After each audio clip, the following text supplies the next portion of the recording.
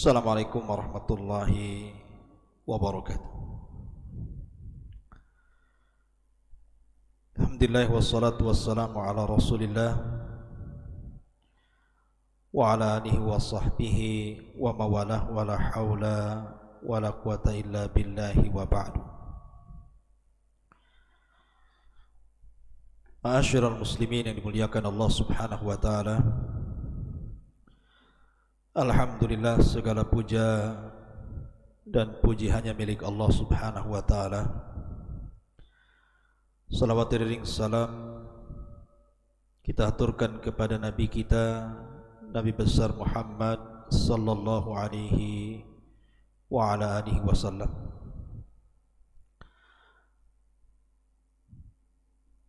Ma'asyiral muslimin yang dimuliakan Allah Subhanahu wa taala. Alhamdulillah, di malam hari ini Allah Subhanahu wa taala masih memberikan nikmat kepada kita sehingga kita masih bertalabul ilmi walaupun lewat media Jabal Uhud.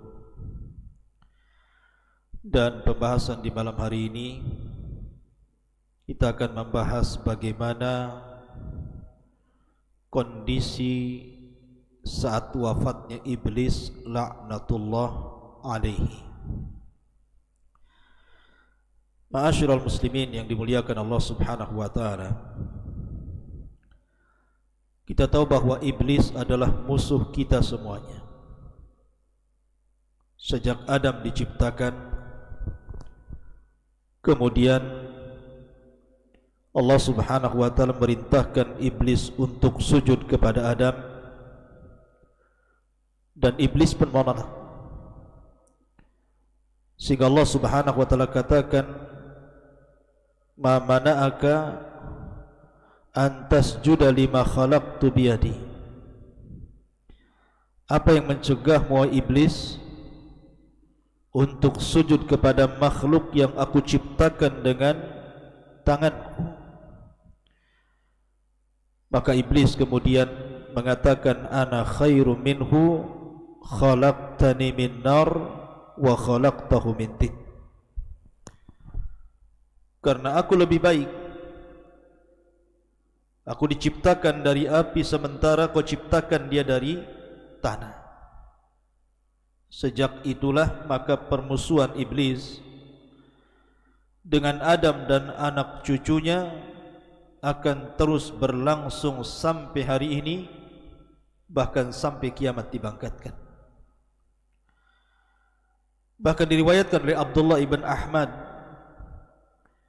di dalam Zawaid Az-Zuhdi dari Salam ibn Miskin, dia mengatakan, Su'ila al-Hasan, maksudnya Hasan al-Basri rahimahullahu ta'ala, "Ya Aba Sa'id, hal yanamu iblis?" Wahai Aba Sa'id, maksudnya di sini kunyah Hasan al-Basri rahimahullahu ta'ala, pemimpin para tabi'in, apakah iblis itu tidur sama dengan kita manusia? Maka Hasan al-Basri mengatakan, "Lau nama lawajadna lidzalika raha." Sekiranya iblis itu tidur, tentu kita akan beristirahat walaupun sejenak. Artinya menurut Hasan al-Basri rahimahullahu ta'ala, bahwa iblis itu tidak tidur. Di antara dalil yang menunjukkan bahwa iblis itu tidak tidur adalah hadis yang dikeluarkan Imam Ahmad dari Jabir ibn Abdullah radhiyallahu an, Nabi sallallahu alaihi wasallam bersabda bahwa singgasana iblis itu berada di tengah lautan, dan iblis setiap hari, bahkan setiap waktu, mengutus sarayahu, tentara-tentaranya, yaftatinuna nas, mereka berusaha memfitnah manusia, fa'adhamuhum indahu manzilatan a'dhamuhum fitnatan linnas, dan pasukan yang dianggap mulia di mata iblis adalah yang paling besar fitnahnya bagi manusia. Maka setiap waktu iblis memanggil tentaranya dan mengatakan, apa yang sudah kau lakukan kepada manusia? Maka pasukannya mengatakan, fa'altu kadza wa kadza, aku sudah melakukan ini dan itu. Aku sudah menggoda si fulan sehingga meninggalkan salat. Aku sudah menggoda si fulan sehingga meninggalkan puasa Ramadan. Aku sudah menggoda si fulan sehingga dia tidak haji, dan begitu seterusnya. Tiba-tiba iblis mengatakan, ma sana'ta syai'an, kau belum melakukan apapun. Tiba-tiba kemudian datang satu tentaranya dan mengatakan, qad farraqtu baina ar-rajuli wa baina imratihi, aku sudah membuat antara suami istri bercerai-berai. Maka tiba-tiba iblis kemudian berdiri mengambil hadiah berupa piala di kepala. Kemudian dia pun mendekati orang itu dan meletakkan piala di atas kepalanya dan mengatakan, ni'ma anta, sebaik-baik pasukan yang kukirim adalah dirimu. Artinya bahwa iblis tidak tidur, terus saja dia mengutus pasukan. Makanya menurut pendapat Hasan Al-Basri, lau nama lawajadna lidzalika roha, kalau seandainya iblis itu tidur, tentu kami akan mendapatkan istirahat walaupun sesaat. Walaupun pendapat ini ada yang membantah, karena tidak tidur dan tidak mengantuk itu adalah sifat Allah Azza wa Jalla. La ta'khudhuhu sinatun wala naum. Tetapi ini masalah khilaf di antara para ulama, wallahu a'lam. Tapi yang jelas bahwa iblis sebisa mungkin dengan berbagai macam cara, metode, dengan mengerahkan seluruh pasukannya menggoda kita anak Adam supaya menjadi pengikutnya dan sama-sama masuk ke dalam jahannam, na'udzubillah. Ma'asyiral muslimin yang dimuliakan Allah Subhanahu wa ta'ala. Tetapi bedanya iblis dengan kita, kalau iblis itu diberikan oleh Allah Subhanahu wa ta'ala tangguhan usia karena dia sendiri yang meminta kepada Allah Azza wa Jalla, fa'angdirni ila yaumi yub'atsun, tangguhkan diriku sampai pada hari dibangkitkan manusia, dibangkitkan kiamat ini kepada manusia. Maka Allah Subhanahu wa ta'ala mengatakan, innaka minal mungdharin, kalau begitu engkau termasuk orang-orang yang ditangguhkan. Artinya iblis diberikan oleh Allah Azza wa Jalla usia yang panjang sekali. Berbeda dengan Adam dan anak turunannya, dibatasi usianya. Ma'asyiral muslimin yang dimuliakan Allah Azza wa Jalla. Lalu bagaimana iblis mati? Kapan dia mati? Bagaimana kondisi dia mati? Bagaimana malaikat maut mencabut nyawanya? Bagaimana dia merasakan kematiannya? Ma'asyiral muslimin yang dimuliakan Allah Azza wa Jalla, Ahnaf ibn Qais suatu ketika datang ke kota Madinah. Dia hendak menemui Umar ibn Al-Khattab radhiyallahu anhu. Tiba-tiba dia melihat ada halaqah yang sangat besar, banyak orang yang duduk di situ. Ternyata di halaqah itu yang sedang berbicara adalah Ka'ab al-Akhbar, sedang berbicara di hadapan manusia. Maka Ahnaf ibn Qais pun ikut duduk di halaqah itu. Kemudian dia mendengarkan apa yang dikatakan Ka'ab al-Akhbar radhiyallahu anhu. Dia mengatakan, lamma hadara Adam al-wafat, ketika Nabi Adam alaihi salatu wassalam menjelang wafatnya,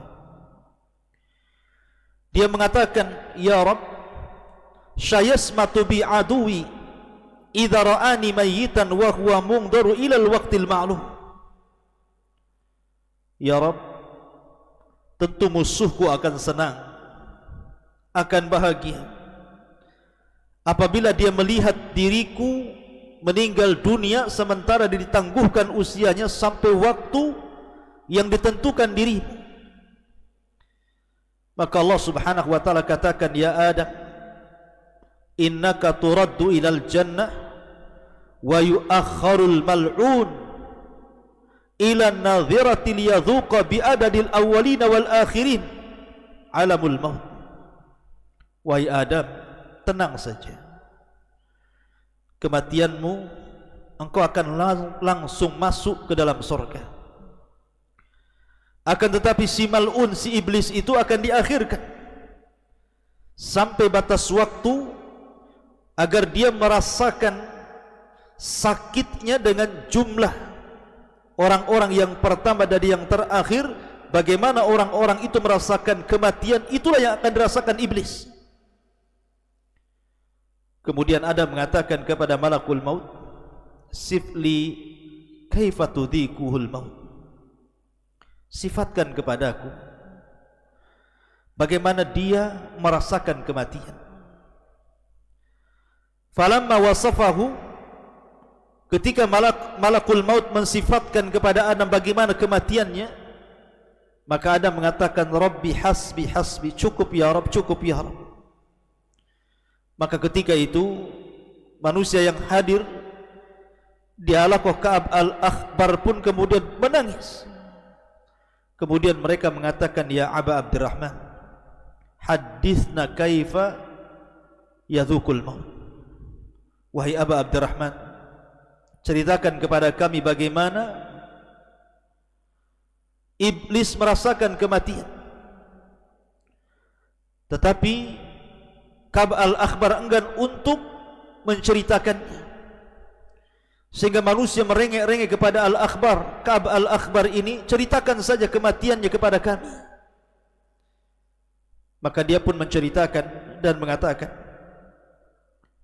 idza kana akhirud dunya wa qarubatin nafkhah fa idzan nasu qiyamun fi aswaqihim wa hum yatakhasamun wa yattajirun wa yatahaddatsun id bi haddatin azimatun yus'aku fiha nisfu khalaiq fala yafiquna minha miqdara thalathati ayyam wa nisful baqi minan nas tadhalu uquluhum fayabkuna madhushina qiyaman ala arjulihim kal ghanami al fazi'ati hina tarassabuan. Kata beliau,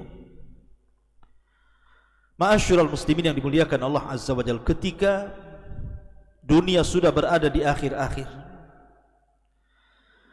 dan tiupan sangkakala sudah dekat dan siap ditiupkan, tiba-tiba manusia, sebagian mereka sedang berdiri di pasar-pasar mereka, sebagian mereka sedang bertengkar, sebagian mereka sedang berjual beli, sebagian mereka sedang berbincang-bincang. Tiba-tiba kemudian mereka mendengar suara guntur yang menggelegar. Maka separuh dari makhluk pun pingsan, dan mereka tidak sadar kecuali setelah 3 hari. Dan sebagian manusia yang tidak pingsan, mereka bingung, mereka linglung, mereka berjalan ke sana kemari tidak jelas tujuan.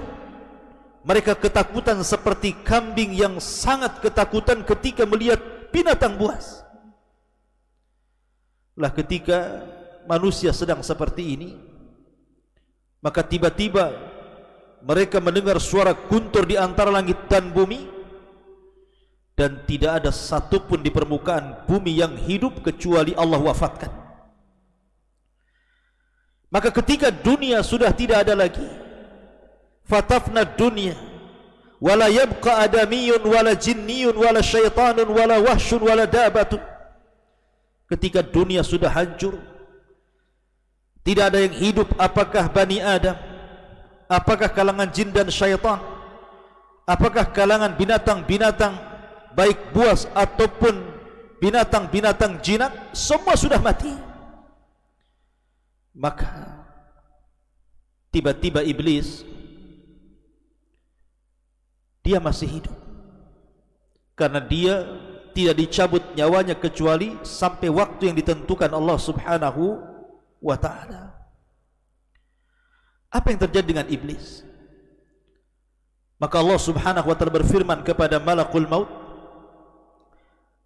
dan mengatakan, wa inni khalaqtu laka bi'adadil awwalina wal akhirina a'wana wa ja'altu fika quwwata ahlis samawati wal ardi wa inni ulbisuka al-yawma athwatal ghadabi was sakhati kulliha fa anzil bi sakhati wa ghadabi ila mal'uni iblis fa adhiqhul mauta wahmil alaihi minal mauti mararatal awwalina wal akhirina minal jinni wal insi adhafan mudha'afa. Maka Allah katakan kepada malaikat maut, aku sudah ciptakan dirimu sebanyak orang yang pertama kali diciptakan dan yang terakhir diwafatkan sebagai pembantu-pembantumu, dan aku jadikan dirimu kekuatan yang melebihi kekuatan penduduk langit dan bumi, dan aku telah pakaikan kepadamu hari ini pakaian kemurkaan dan kemarahan, maka turunlah dengan kemurkaanku, kemarahanku, temui si mal'un iblis itu, biar dia merasakan bagaimana sakitnya kematian. Angkatlah kepadanya, bawalah kepadanya kematian yang sangat menyakitkan, seperti sakitnya orang-orang yang pertama-tama dan orang-orang yang terakhir dari kalangan jin dan juga manusia saat kematian. Lipatkan rasa sakitnya kepadanya. Ma'asyiral muslimin yang dimuliakan Allah Subhanahu wa taala. Kemudian Allah Subhanahu wa taala memerintahkan malaikat maut untuk membawa malaikat Zabaniyah dan membawa rantai dari rantai-rantai neraka lazza. Kemudian wa anzi ruhul muntina bi sab'ina alfa kilabatin min kalalibil lazza, agar ruhnya dicabut dengan kalalib, besi-besi bengkok sebanyak 70.000 besi bengkok dari neraka lazza. Kemudian Allah Subhanahu wa taala memerintahkan agar Malik membuka pintu-pintu neraka. Maka malaikat maut pun kemudian menemui iblis dalam bentuk aslinya di antara langit dan bumi, yang kalau seandainya penduduk bumi semuanya melihat bagaimana ngerinya malakul maut, tentu mereka akan meleleh saking takutnya melihat malakul maut. Maka ketika kemudian malakul maut mendatangi iblis, kemudian membentak iblis dan mengatakan, kif ya khabis, berhenti wahai khabis, mau kemana kau pergi? Maka kemudian iblis pun pura-pura pingsan. Kemudian dibentak lagi oleh malakul maut dan mengatakan, kif ya khabis, kif ya khabis, berhenti wahai khabis, sesungguhnya aku akan mencabut nyawamu dan kau akan merasakan pedihnya kematian. Maka iblis pun kemudian lari ke arah timur. Ternyata malaikat maut sudah ada di hadapannya. Lari ke dalam lautan, kemudian menyelam, ternyata di situ pun sudah ada malakul maut. Kemudian lari ke arah mana, di situ sudah ada malakul maut, sampai ketika tidak ada tempat lagi untuk lari, maka dia pun sampai di kuburan Nabi Adam alaihi salatu wassalam. Ketika di depan kuburan Nabi Adam, dia mengatakan, ya Adam, wahai Adam, sebab dirimulah aku terlaknat.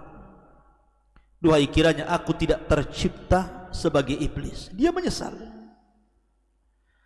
Ma'asyiral muslimin yang muliakan Allah Subhanahu wa taala. Maka iblis pun mengatakan kepada malakul maut sebelum dicabut nyawanya, wahai malakul maut, sekiranya kau cabut nyawaku, kira-kira minuman apa yang akan kau berikan kepadaku?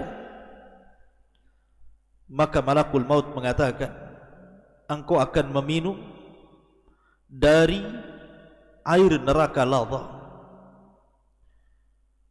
Ma'asyiral muslimin yang muliakan Allah Azza wa Jalla, air neraka Saqar, air neraka Jahim, air neraka yang sangat panas berlipat-lipat. Maka mendengar hal itu iblis yatamarra, kemudian berguling-guling di tanah.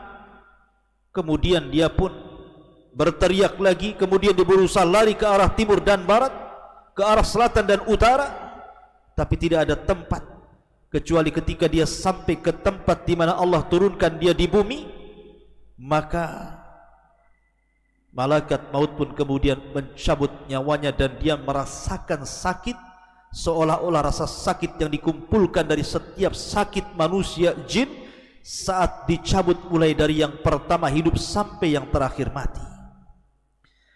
Ma'asyiral muslimin yang dimuliakan Allah Subhanahu wa taala,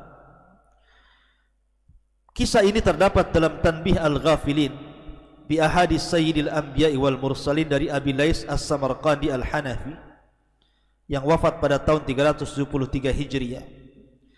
Akan tapi riwayat ini riwayat yang tidak ada sanadnya, riwayat yang tidak jelas sanadnya. Boleh jadi ini riwayat Israiliyat karena yang menghabarkanlah Ka'b al-Akhbar, dan Ka'b al-Akhbar ma'ruf dahulunya seorang pendeta yang masuk Islam di zaman Khalifah Umar bin Khattab, sehingga banyak mengkisahkan tentang kisah-kisah Israiliyat.